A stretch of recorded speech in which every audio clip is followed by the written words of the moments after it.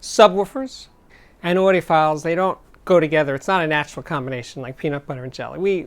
A lot of audiophiles don't like subwoofers. They got a thing against subwoofers. And if that's you, hold on just 1 second, because I got to tell you something about subwoofers you probably don't know.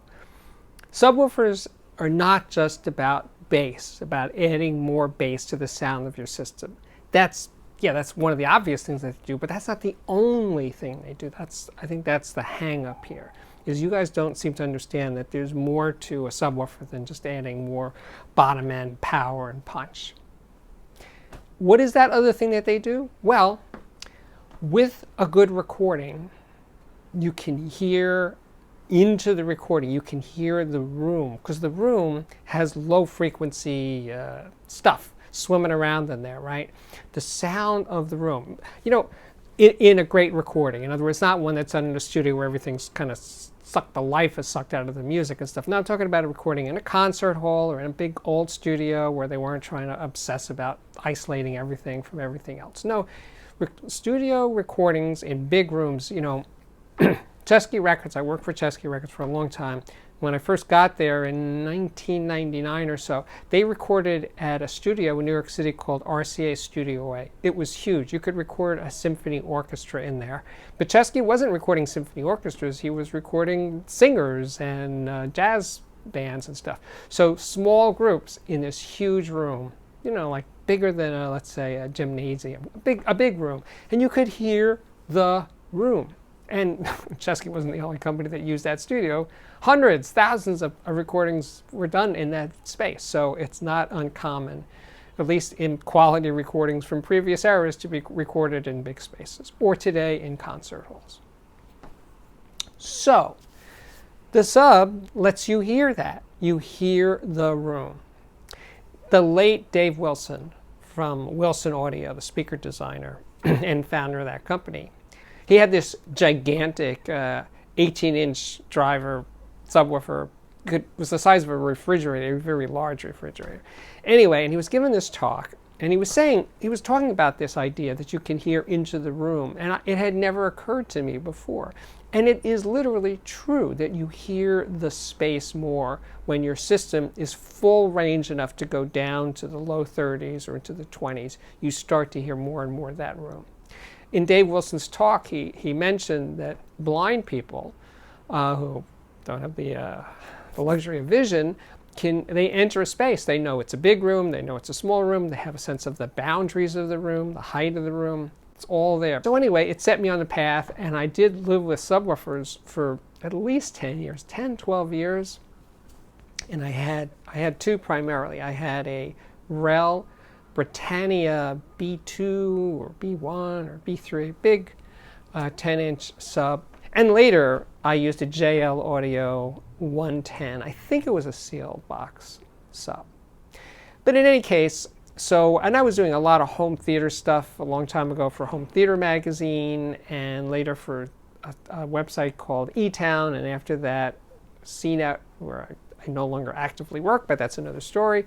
In any case, I live with subs for home theater purposes and also for 2-channel for a long, long time. But I don't anymore. And if you wonder why, it's just because life is simpler when you don't have a subwoofer in a system. It's not anything more than that. And someday when I retire from the reviewer career arc that I'm on right now, I probably will get a subwoofer back. But in other words, I've been in both spaces. No sub in my system, sub in my system, enjoying it. It's something that if you haven't done as an audiophile, it's something you should really consider. Because even if you have full range speakers, fairly large tower speakers, they don't go as low as a subwoofer. I can guarantee you that. By the way, and even if they did, they wouldn't be placed in the room to optimize their bass. You place speakers to optimize their overall sound.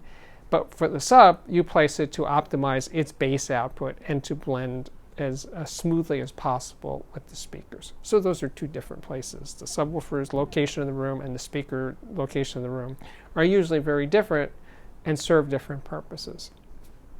So I mean, I'm just trying to open your view here of what subwoofers do, and even if you tell me you're not primarily interested in adding more bass to the sound of your system, that you're satisfied with the amount of bass in your system, believe me, there's still very good reasons why you should consider adding a sub. Absolutely. Even with, I remember back to the Dave Wilson thing, even with a speaker like, in those days, a Watt Puppy with two 10-inch woofers in a separate box underneath the Watt, adding a subwoofer radically changed the sound of the Watt Puppy system. Because now, where the Puppy was kind of trailing off in the 30s, the sub could go smooth down to the 20s.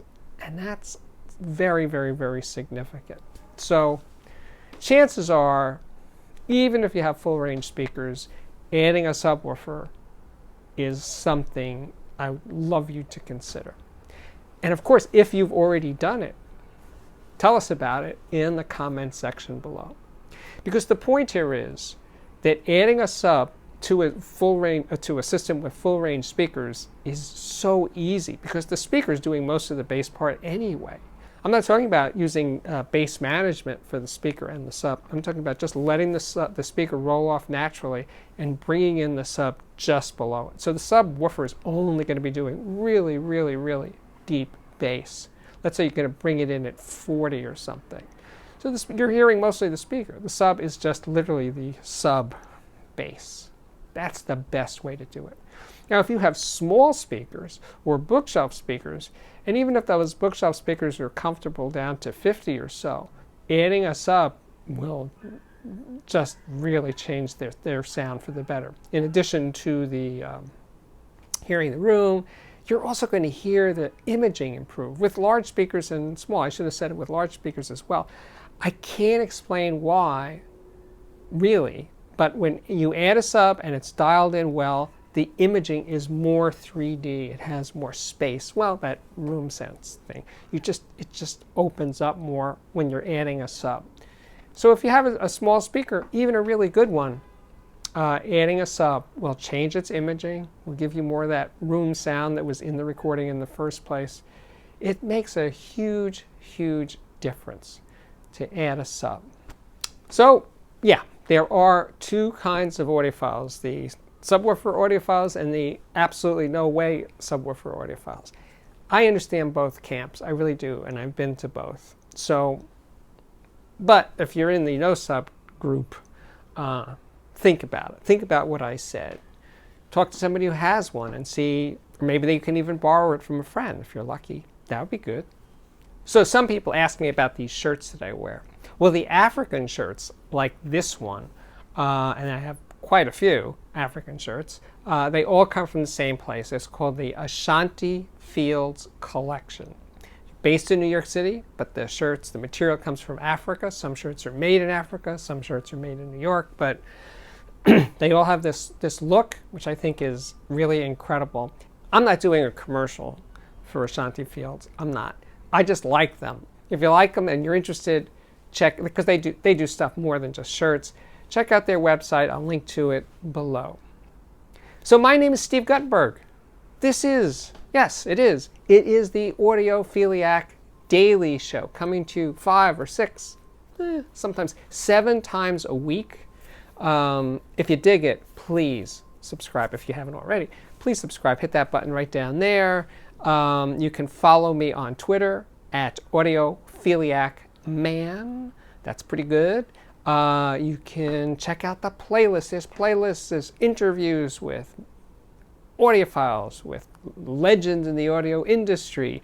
There's also lists of speaker reviews and headphone reviews and music reviews, all in the playlist. Check them out. There's over 720 episodes altogether, I think, something like that. And what else can I tell you? Oh, let's see. Oh, you can check out my Patreon at patreon.com/audiophiliac. And thank you so much for watching. See you again real soon.